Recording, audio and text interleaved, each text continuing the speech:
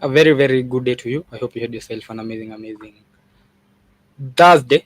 It is the 29th of August 2024, 1932 East African time. And of course, this is the updates with me, Dimori, where I'll be telling you about each and everything that was making headlines in Africa today. We're going to be looking at all the headline hitters from all over Africa. Of course, we're going to be looking at what was making headlines we're going to be looking at Nigeria. Sorry for that. We're going to be looking at Nigeria. We're going to be looking at China, with China's trade with Africa hitting 1.1 trillion yuan. So I'm going to be telling you about that in a minute. We're also going to be looking at Nigeria, with Nigeria becoming the first African country to obtain the monkeypox vaccines. What does that mean for the Nigerian people? And um, with Germany donating 100,000 doses to Africa of the same of the monkeypox vaccines. And I actually thought it was going to start with DRC, but it ended up being Nigeria. You know, Nigeria has always had that history of being Africa's lab, Africa's lab rats. Nigeria and Kenya have always had that tendency, but this time, considering the fact that they claim monkeypox started in DRC, and DRC is the one that has had the most infections. They're saying that the infections hit about 4,000 last week. So I was actually expecting it to. I was actually expecting DRC to be the first country to get vaccinated to obtain the monkeypox vaccines. However, it ended up being Bola Tinubu with Nigeria, with Nigeria becoming the first African country to obtain monkeypox vaccine. It received about 10,000 doses of vaccine from the United States of America, with so the 10,000 doses came from the US. The other 100,000 from Germany are still going to go to the DRC, with the WHO reporting that 4,000 new monkeypox cases were reported in a week. That is last week. So that means now the 4,000 that were received from the US are going to be used to vaccinate the Nigerian people, and they were received by, of course, Nigerian President Bola Tinubu. And they said that so far about 5 states in Nigeria, that is Bayelsa, Edo, Lagos, and Rivers, have already had reported monkeypox infections. It has been confirmed in 10 out of Nigeria's 36 states, according to the WHO once again. So they signed the same on Tuesday, and then the WHO now released, with the help of US aid, released 10,000 of the about 200,000 doses that are available globally. The WHO is saying that there are only 200,000 doses of the monkeypox vaccines available globally.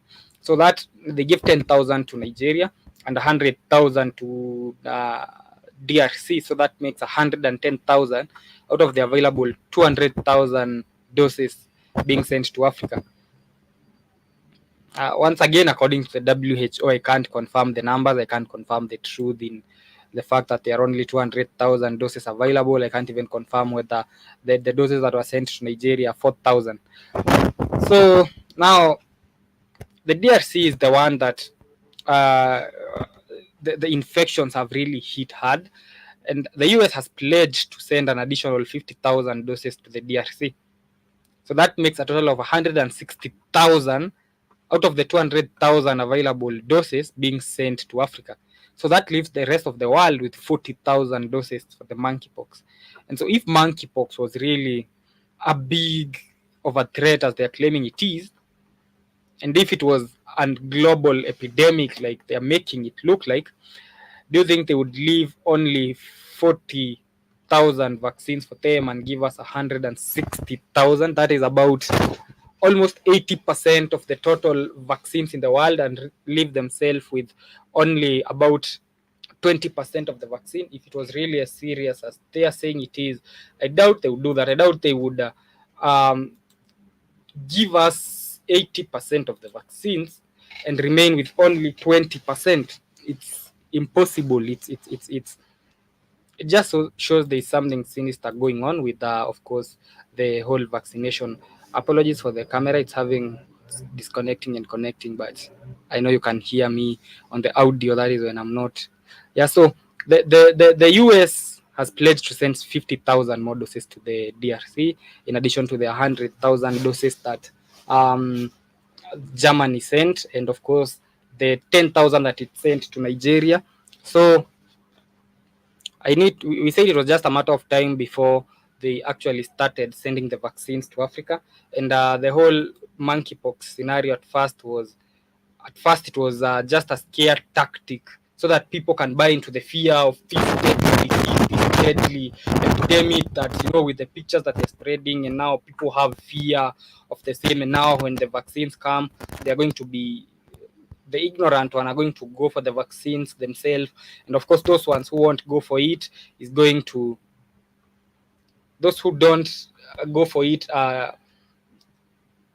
on wheel are going to be forced, like they did the yellow fever. I always talk about the yellow fever, where I can now even travel to Uganda without a yellow fever certificate. The same way they did with COVID, where you wouldn't travel anywhere without a COVID vaccination certificate. So I guess that is where they're going to go if Africans refuse to take the 160,000 doses of vaccines that have been sent so far, which once again I can't confirm the numbers. And a big shout out to there was somebody on the comments to Black on Purpose Television Network, BOPTV, who's saying that how be careful. I really don't trust the US with this stuff. Saying don't trust the fact that the US donated 10,000 vaccines to Nigeria, and it is going to donate 50,000 to DRC, and it is going to donate another. That is what is happening with monkeypox. It has now been made an African disaster. They are saying the African CDC was the first to declare it a global. They didn't declare it an African. They declared it a global epidemic. And they did that. They started that with. They started that with. They started that with the DRC, where there are about 4,000 cases reported. In case you wonder why I was laughing, I wasn't laughing about the monkeypox or the vaccines. It's a very sad story, in considering I know that so many Africans are going to get vaccinated from the same, and of course that's going to affect. I don't even want to get into that conversation. We've spoken about that so many times, and it's when you look at it and the fact that so many of our people, out of those 160,000 doses that have been sent so far, I'm sure they are all going to end up in African people, in the bodies of African people, and of course, the ones who make them with. We never even bother to, I might be wrong, but how about we research? How about before we vaccinate our people with anything, before we inject anybody with anything, how about we first take it to our labs and check on what is in there? How about we question philanthropy at times, and we avoid the naivety that we believe that everybody is trying to help us? How about we avoid the naivety and question philanthropy at times? I understand you're trying to help me, but what are you benefiting from you helping me? Because we were talking about the 48 laws of power on Saturday, and I think it's law 30 something, law 34, that says despise free lunch, despise free lunch. Anything that you think is free does not really come for free. It always has something hidden behind it. It's how human nature operates. It's law 40 that talks about despise free lunch in the 48 laws of power, because when people give you free things, they are always looking for something in return. There's always either a trick or a hidden obligation, and that's just human nature. Human nature, it's a selfish one. Even when you say you love somebody, it's because there's something that you benefit from them. When you say it cuts across everywhere. You your wife probably loves you because you provide for her, and if you don't provide, maybe you offer her companionship. It's always a benefit on, I have to get something. Maybe you make her happy. So everything in life, for human beings, we look at it from a selfish perspective, which I wouldn't blame anybody for. So in most of these cases where they give us, even in philanthropy, learn to question the people, the kind people, the ones that come bearing gifts and want to always question on the motive behind. I mean, it's okay. Germany had 120,000 doses of vaccines. It donated 100,000 to Africa. It was left with only 20,000 for its people. How kind are they for them to give us 80% of their vaccines, actually more than 80, and remain with less than 20%? We have to stop. I always say we have to stop with the naivety that we have been having for far too long, of its naivety of not questioning things, of just taking things by face value. They're just trying to help us fight this disease. What is offered free is very dangerous. It's usually a trick or a hidden obligation. And Robert Greene says, by paying your own way, you stay clear of gratitude, guilt, and deceit. If we ever get into a situation where we need vaccines, a true epidemic occurs, then we should pave our way in whatever we get. I mean, it's time for the African people to learn the art of paying their own way, because we love free lunch, we love the grants, we love the donations, we love the loans. We never get sick of those ones. We cherish and love. And you mention a grant to an African politician, and at that point they are already in, so it's time for Africans to learn how to pay their own way. Because as I say, that helps you stay clear of gratitude. I don't owe you anything. I paid for whatever you gave me. Clear of deceit. It's always very wise to pay the full price.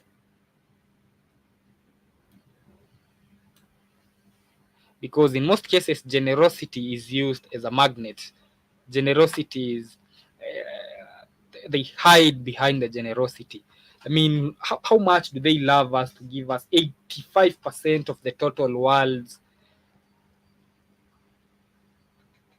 stock of vaccines? And I asked yesterday, how many people die of malaria every year in Africa? Who has ever intervened? How many people die of cholera in Africa every year? How many people die of typhoid every year? How many people die of all these other diseases, of poverty, of malnutrition? So it's time we stop the naivety and we learn to pay our own way into things. We learn to pay the full price for everything. In that way, we do not owe anyone anything. Otherwise, if we don't do that, we'll continue to be in naivety. We'll continue to pay for the hidden obligations that we did not even know existed. And talking about that, China's trade with Africa hit around 1.1 trillion yuan. That is in the first 7 months of this year. That is about 166.6 billion US dollars. That is according to the China General Administration of Customs. So that counts for China's import of African nuts, vegetables, flowers, and fruits. It was able to hit 282.1 billion USD.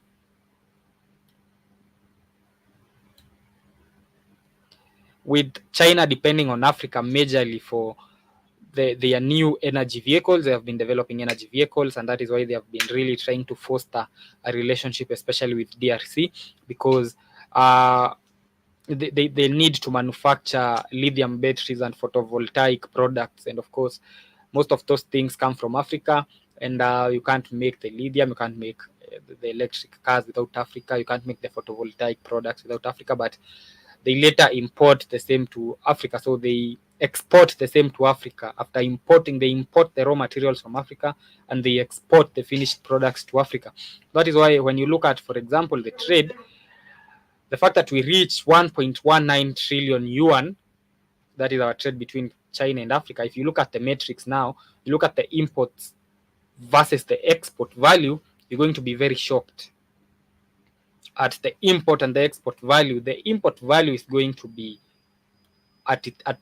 in its billions. It's going to be up there. The import value that Africa has of the products and the goods and the services that Africa has imported from China, it's going to be up there. But when you look at the exports, that is what Africa has exported to China, in as much as quantity wise, if we look at it quantity wise, Africa has exported a lot of goods and products to China. Yeah, so if we look at it quantity wise, we beat them in the quantity of things we export to them, bar the quantity of things we import from them. But we look at value wise, you compare the two, that is, you look at the GDP and the NNP, the global domestic product and the net national product. Well, you're going to understand why Africa only grows on paper. You go to any African country, you go to Gabon, go to Gambia, go to Lesotho, you're going to hear of it grew by 6%, the GDP grew by 8%, but you're never going to see the same translating on the people. The standards of living are the same, the unemployment rates are the same, the people are still poor, but Lesotho grew by 8%. And you wonder what happens. It's because of the disparity that happens in these trades. For example, with China trading with Africa, the fact that we traded 1.19 trillion yuan, well, that looks impressive on paper. 1.19 trillion yuan is a lot of money. I say that is about 166.6 billion USD. That's a lot of money on paper. But then break it down. How much of that money was us paying China? Probably 70-80%. How much of that money was China paying us? Probably less than 30%, because you look at the things that I've said we export to China, most of them being flowers, fruits, African nuts, vegetables. I want you to listen. What are the things that we export to China? African nuts, vegetables, flowers, fruits, low value goods, unprocessed flowers. I don't know if flowers get processed. I mean unprocessed foodstuffs that they go process, then bring it back to us. The same with, when I talk about low value goods, I'm also going to add cobalt in there and all the minerals that we have. I'm going to add them in the low value goods deliberately, despite the fact that they're not low value. The diamonds in Central African Republic are not low value, but I'm going to add them as low value. Why? Because we export them as low value minerals, unprocessed, unrefined. And so they end up paying peanuts. They take the same. China goes, manufactures vehicles, manufactures lithium batteries, manufactures photovoltaic products, manufactures mobile phones from the minerals we sent them. And now they send the same back to Africa at 5 times the value of the minerals they bought. And so we talk about having a trade value of 1.19 trillion, but in reality, Africa never benefited from the same. China benefited heavily from the same because it was able to obtain food from Africa, and now China can focus on producing other things other than agriculture, because the other thing that you have to look at in most developed countries, agriculture is not always the backbone of the economy, and if it is, then they make sure that they export high value, and in most cases it's never. Most developed countries do not have agriculture as the backbone of the economy. They will get the backbone of the economy in most developed countries is industry, is manufacturing. And so what happens is, with manufacturing, so now China gets a chance to manufacture whatever goods it wants to manufacture vehicles, manufacture electronics. Everything we use is from China. I'm using a phone from China. An iPhone is made in China. Probably the machine that I'm using, the laptop, is from China. Not probably 100% guaranteed it was from China. And now they can do that and still be able to import food from Africa. They can be able to import vegetables, they can be able to import fruits, they can be able to import. And for the fact that the African currency is messed up, when I say the African currency, break it down to whatever currency you want, break it down to the Ghanaian cedi, break it down to the Ethiopian birr, break it down to the Nigerian naira, break it down to the South African rand, break it down to the Kenyan shilling. It's all messed up. And that means even if Tanzania, with the Tanzanian shilling, produces corn, because Tanzania is a big producer of corn, and it exports the same to China, it's still going to get peanuts for the same, because, I mean, you look at the conversion rate of the Tanzanian shilling. The Tanzanian shilling is doing poorly because nobody has demand for it. I mean, apart from corn, what else does Tanzania offer apart from corn and low value minerals? Low value minerals because they have not been processed or refined. So now people, you find that farmers in Africa feed the people in China, for example, as the people in China focus on manufacturing and industrialization and value addition, and then send the same back to Africa.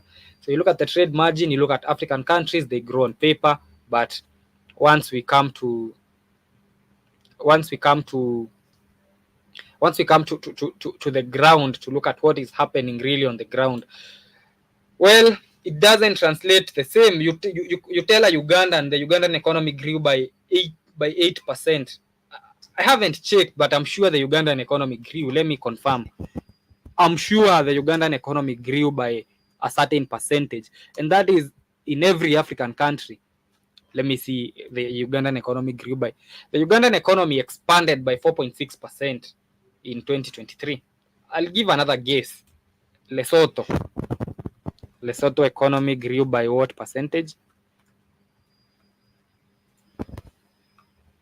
Lesotho's economy grew by 13.2%. Give it any guess. Even the poorest of African countries, DRC with its war, DRC economy grew by what percentage? It grew by 3.6%. No, yeah, in 2023, 3.6%. So we always talk about the economy grew, but the standards of living and the lives of the people remain the same. Nothing changes on the ground, but on paper, let me see, Africa's economy grew by what percentage in totality, in total? The Africa's economy grew by 4.2% in 2022. 4.2%, but you look at the standards of living, you look at the unemployment rates, you look at the nominal, you look at the net per capita, you look at the standards of living, you look at every other aspect, you look at the slums continue to grow, the desperation continues to grow. African youth still try to swim across the Mediterranean. They still try to swim across to Spain, but we are telling them, but you know, your economy grew by 4.2%. I mean, as a Ghanaian, your economy grew by 5.4%, so you shouldn't worry. But the same does not translate on the people, because the metrics that have been used to measure even the economic growth, they have their limitations, and those limitations come as a result of, one, the fact that we export low quality, we export low value, and we import high value. And a big shout out to Black on Purpose Television Network. Let me look at the comments real quick. And Black on Purpose Television Network is saying, how is Bill Gates involved? I wonder. And he goes on to say, they don't want us to prosper. These people do things with evil intentions. He says, I would love to speak to you. I'm always here every day from 7 to 7:30. And Jiba Jaba is with me, and he's saying, hi, listening in. How are you doing, Jiba? And he goes on to say, source materials or unprocessed goods. And he says, China and famine are synonymous. But you'll never hear of the Chinese people dying of hunger, even though they don't, they don't depend on agriculture for anything, but they always have enough food, because they know how to balance, they know how to have manufacturing going on, and then still import food from other countries, that, from African countries, and African countries produce the food and they still die. They still complain of food insecurity. Year in, year out. Year in, year out, we're still talking about food insecurity in Africa, because we do not know how to plan, we do not prioritize on what to produce. we focus on producing food for export rather than food for consumption. And so we produce food for export, then we import food, and in most cases the food that we import is messed up food. We export good food, we import GMO food. Look at Tanzania. You might think I'm making this up. Tanzania produces corn. I think Tanzania is the biggest producer of corn in East Africa. At one point, Kenya relied on Tanzania for corn. I know Uganda is also a very food sufficient country. Actually, you have to give it to Uganda. Ugandans produce food for consumption. That's a fact. Ugandans know how to produce food, and it's healthy food. I was in Uganda for almost a year, and it was good food there. Good bananas, good everything. So at least for Uganda. But you look at Tanzania, for example, they produce corn. The corn they produce, they export. They export the same to China. They export the same to Ukraine. They export the same to the West. Then they import food. They produce food, they export, and they produce good food because they produce natural, organic food. Apart from now that the seeds in Africa have started getting messed up with. Conventionally, African food was organic. And when I say conventionally, I mean even 2-3 years ago, food was organic. I mean, we would have good African food, organic African food. But still, we produce organic African food, export it to China, export it abroad. Then what do we import? We import messed up food. That is scenario 1. Scenario 2 is Ethiopia's type of situation, where they produce food they can't eat. You look at Ethiopia is the biggest producer of coffee. Whoever lived on coffee? And so what happens is they'll have to export the coffee, then import food. And in most cases, they won't have enough money to import food. Look at Ghana. Ghana is the biggest producer of cocoa. Whoever lived on cocoa? I don't know. Kenya is the biggest producer of tea.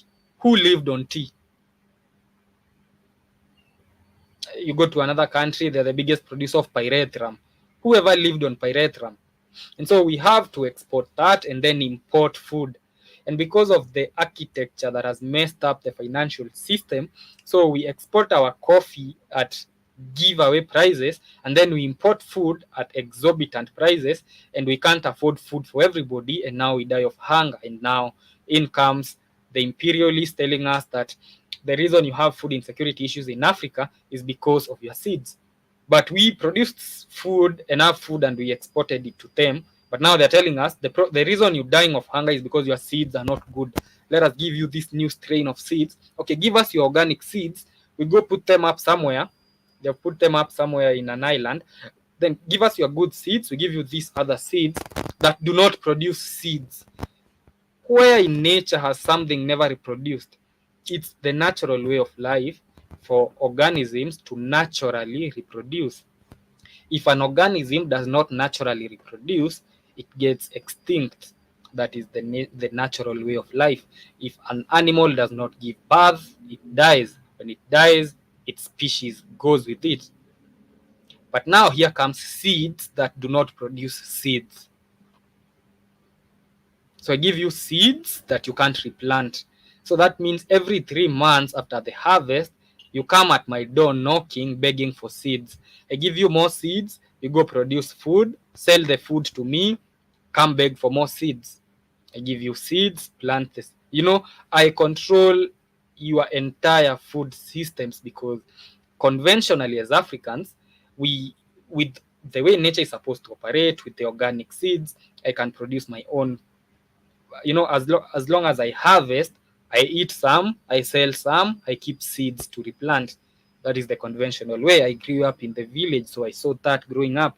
When we harvested corn, we would set aside corn to eat, corn to sell, and corn to replant. But now with the new seeds, I can only set aside corn to sell and corn to eat. The corn to sell, I'm going to sell it at throwaway prices. So in a few months, I'll be begging for seeds. And now comes in the privatization discussion. Uganda Seed Company, I don't know, the Ghanaian Seed Company, they're all getting privatized. That means now whoever controls the seeds company controls the food systems, controls the country.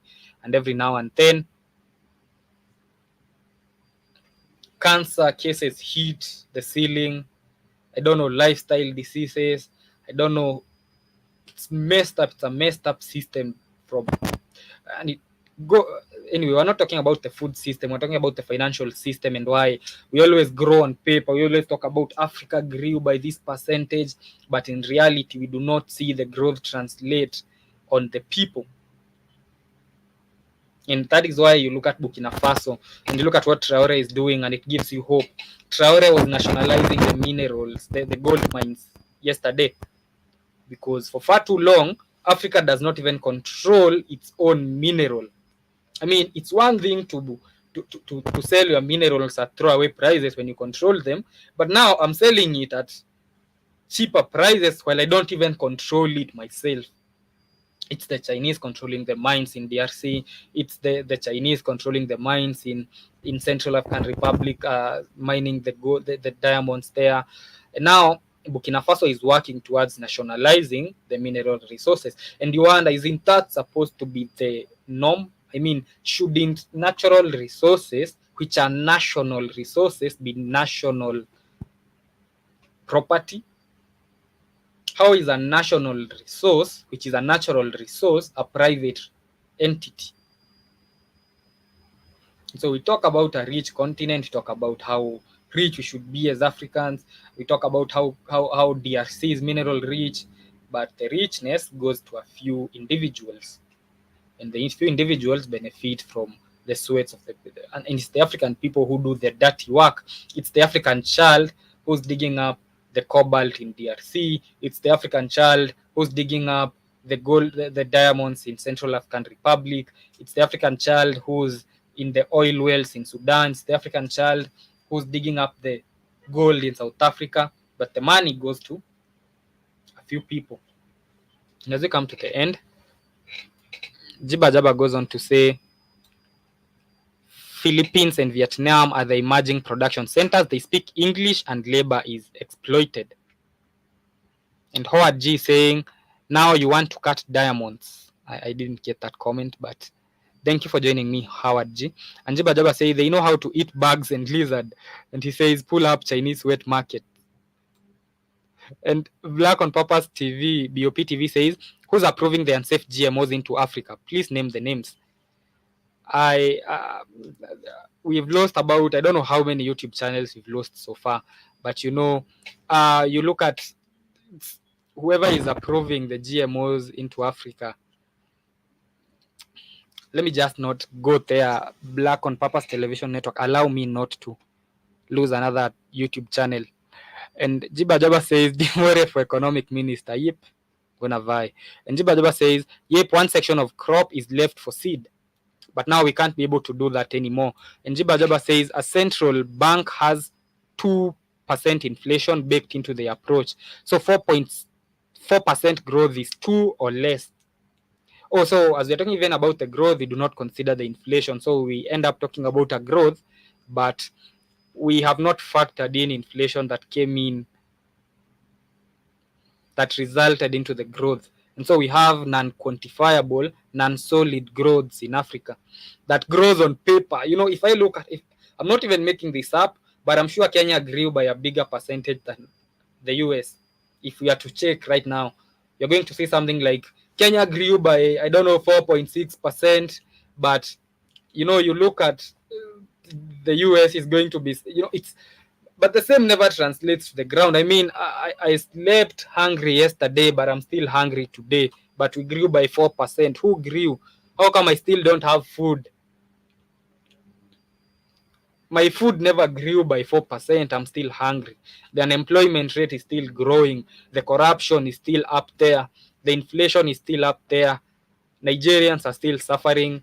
Ghanaians are still suffering. But apparently, the continent grew by 5.6%. Growth on paper. And Black BOP TV says, sorry to put you on the spot, my friend. It's no worries. Black on Purpose Television. We try as much as we can to censor ourselves, especially when on YouTube, something that Keith sometimes forgets to do, and when he forgets to do that, we get banned. And so a big shout out to everybody who was with me as I come to the end. Joby is coming up in a bit in the next few minutes with her show. So enjoy the rest of your day. Jiba Jaba, I know I owe you something. I'm gonna be drafting that later today. I'm sorry I was caught up in so many things here and there, school, work. So I'm gonna be drafting that later and sending it to you. So I hope you enjoyed the rest of your day. It's always a pleasure, ladies and gentlemen. I'll be here tomorrow on the Black Hot Fire updates again, and on Saturday on the Diary of a Young Black King. I'll be here on Saturday for 2 hours and every other day for 30 minutes. So enjoy the rest of your day. Much love, family.